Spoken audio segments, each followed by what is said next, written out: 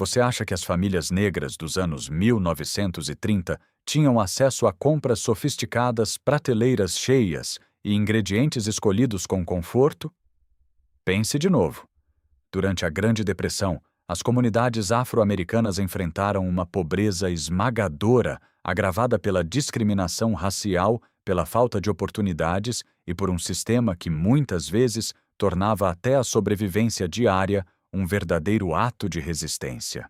Naquela época, colocar comida na mesa não era apenas uma tarefa doméstica. Era uma prova de coragem, criatividade e amor familiar.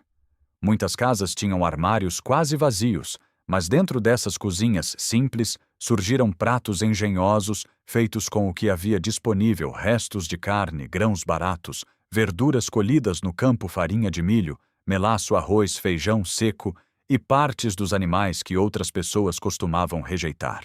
Essas comidas não nasceram do luxo, nasceram da necessidade, mas com o tempo muitas delas se transformaram em herança culinária, memória afetiva e símbolo de resistência. Mães, avós e cozinheiras negras sabiam transformar quase nada em alimento suficiente para sustentar famílias inteiras. Elas cozinhavam devagar, aproveitavam tudo e ensinavam às crianças que comida não devia ser desperdiçada, porque cada pedaço podia significar força para mais um dia. Hoje vamos conhecer 30 pratos baratos dos anos 1930 que os nossos ancestrais negros comeram para sobreviver. Cada prato carrega uma história de dificuldade, mas também de dignidade, inteligência e união comunitária. Sopa de feijão seco era uma das grandes salvações das famílias negras quando o dinheiro desaparecia e a esperança parecia curta. As mulheres separavam cuidadosamente feijões pintos ou feijões brancos, retirando pedrinhas e sujeiras antes de deixá-los de molho durante a noite. No dia seguinte, aqueles grãos iam para panelas pesadas de ferro, junto com qualquer coisa que pudesse dar sabor: um pedaço de joelho de porco, um pouco de gordura, cebola, sal, ou apenas água quando não havia mais nada.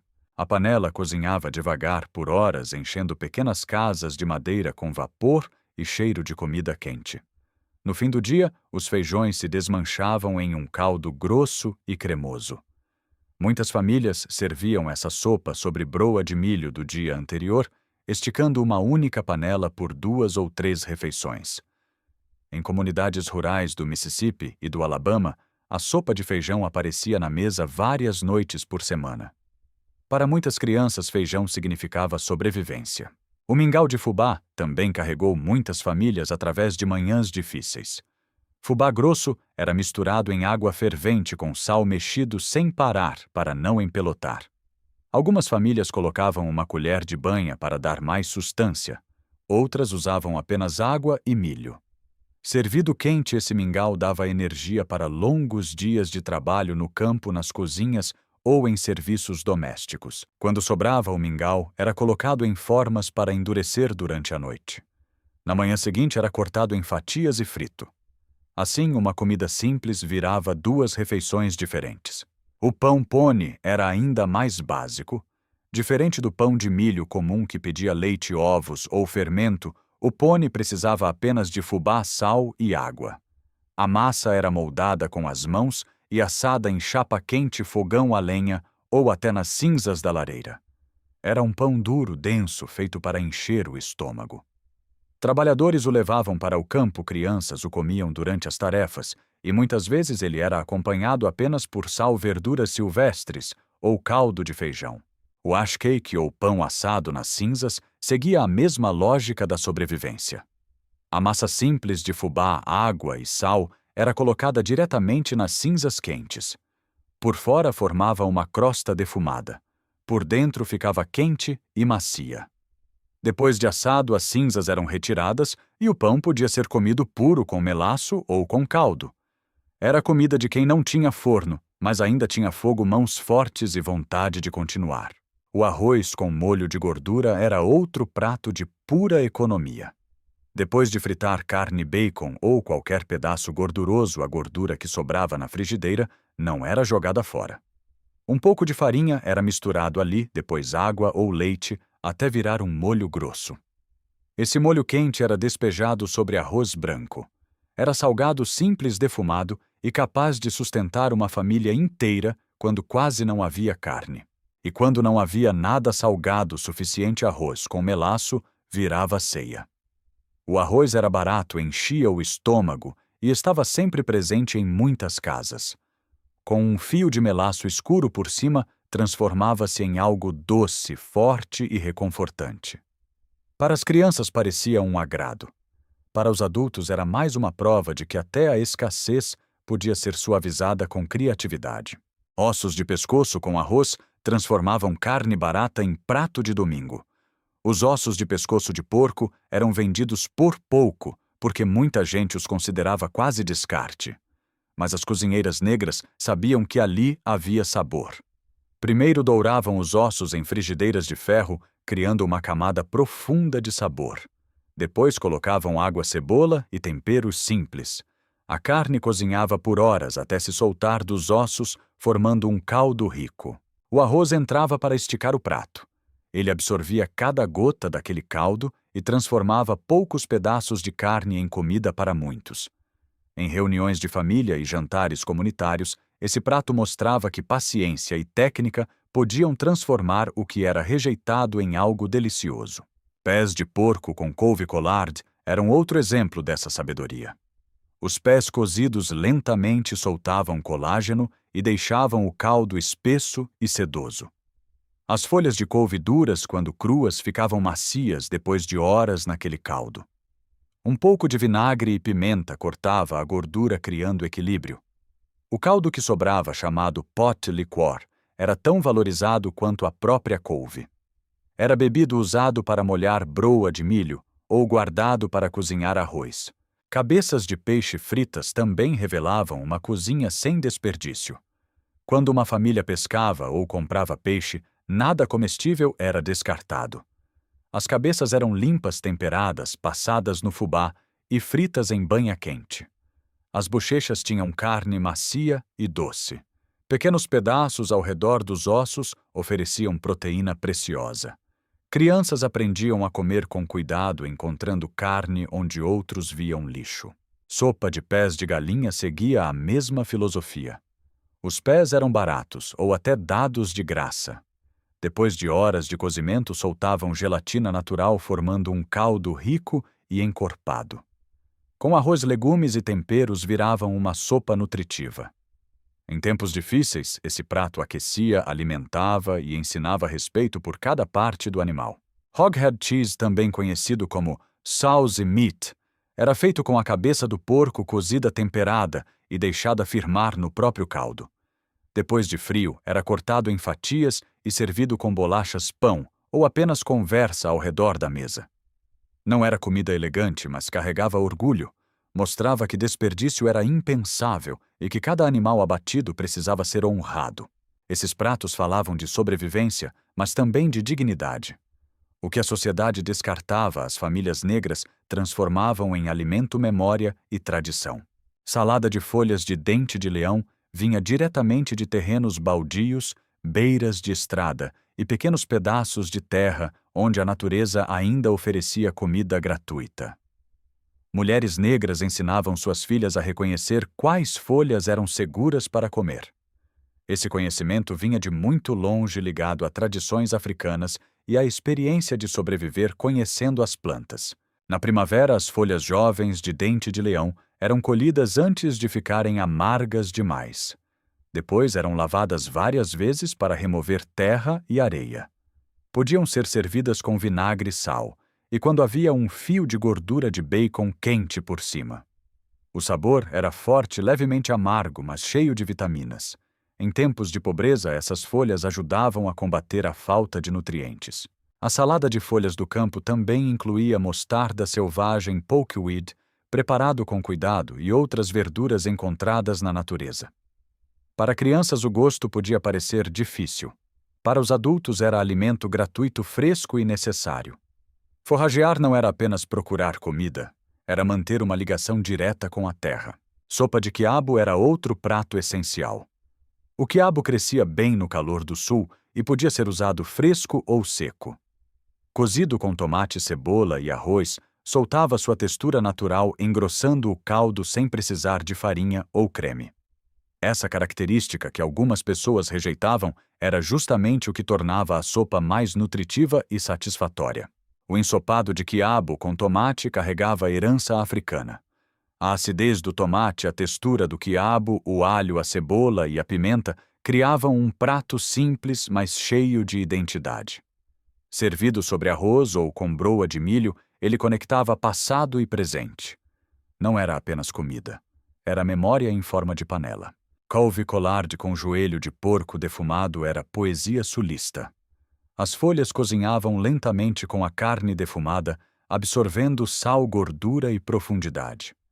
Cada família tinha seu segredo: um pouco de vinagre, uma pitada de açúcar-pimenta ou tempero guardado pela avó.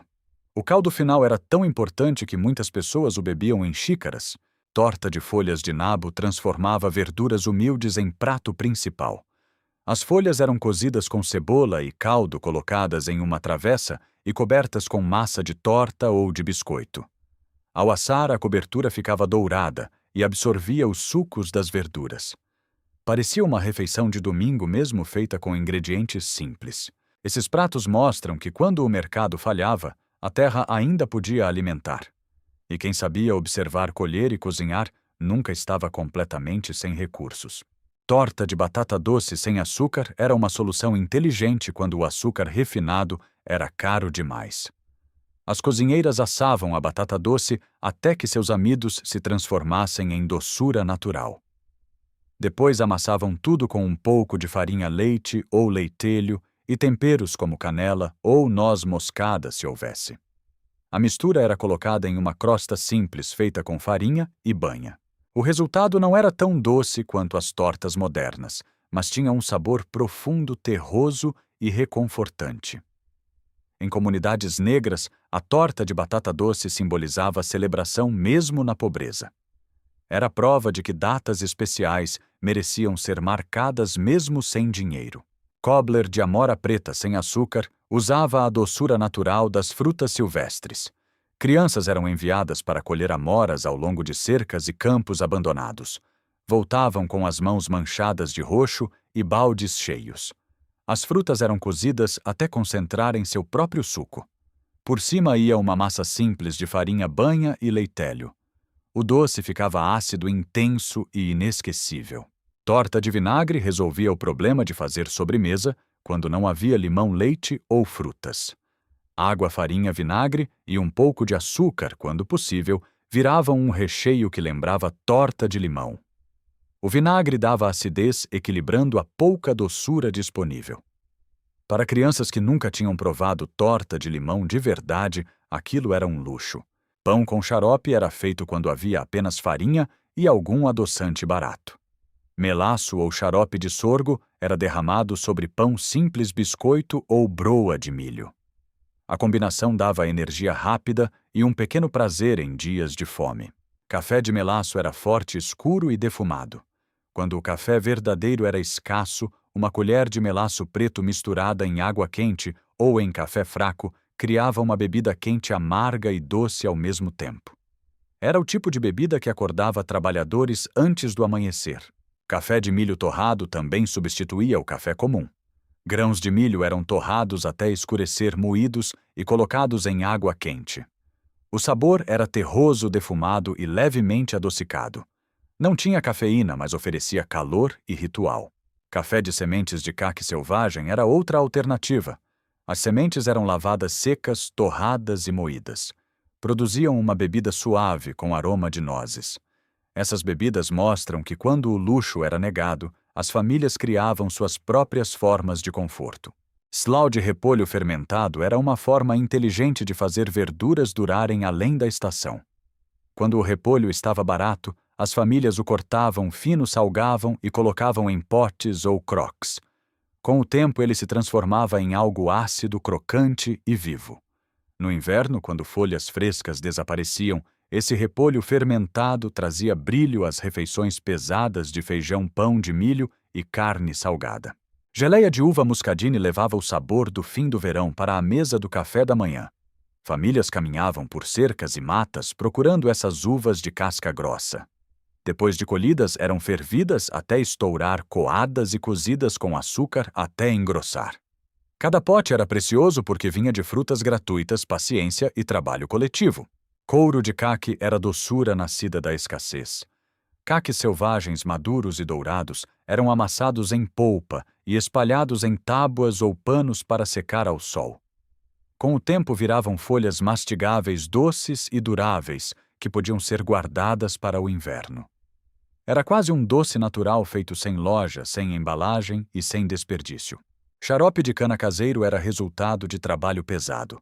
A cana era cortada moída e o caldo fervido em grandes caldeirões de ferro até virar um líquido âmbar grosso e defumado. A produção muitas vezes reunia vizinhos, transformando o trabalho em evento comunitário. Um pouco desse xarope sobre biscoitos ou panquecas carregava o gosto da união familiar. Palitos de cana eram a forma mais simples de doçura. Crianças mastigavam a cana descascada para extrair o caldo. Para quem não podia comprar doces, aquilo era felicidade pura. Era barato, durava bastante e ensinava que a alegria também podia vir direto da terra. Pasta de raiz de kudzu mostrava como o conhecimento das plantas podia substituir ingredientes caros.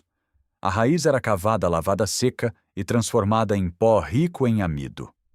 Misturada com água, servia para engrossar sopas ou ajudar a dar liga em massas. O kudzu, visto por muitos como uma planta invasora, tornava-se recurso de sobrevivência nas mãos certas. Esses alimentos preservados e colhidos da natureza eram mais do que comida.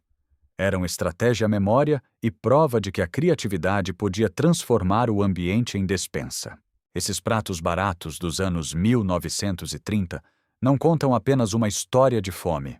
Eles contam uma história de inteligência, resistência e amor. Cada panela de feijão, cada pedaço de pão de milho, cada folha colhida no campo e cada osso cozido lentamente revelam uma verdade profunda quando tudo parecia faltar. As famílias negras ainda encontravam uma maneira de alimentar seus filhos, proteger sua dignidade e manter viva a esperança. Muitas dessas comidas nasceram da pobreza, mas não devem ser lembradas com vergonha. Elas fazem parte de uma herança culinária construída com paciência, sabedoria e respeito pelo alimento. Eram pratos feitos por mãos cansadas, mas cheias de cuidado. Pratos que ensinavam às crianças o valor de não desperdiçar, de agradecer e de encontrar força nas coisas simples. Hoje, ao lembrar dessas receitas, também lembramos das pessoas que sobreviveram a tempos duros sem perder a criatividade nem o orgulho. Elas transformaram sobras em ceias, plantas silvestres, em nutrição, ingredientes baratos, em tradição e necessidade em legado. Qual desses pratos de sobrevivência mais se aproxima da história da sua família? Deixe nos comentários a receita antiga que marcou sua casa.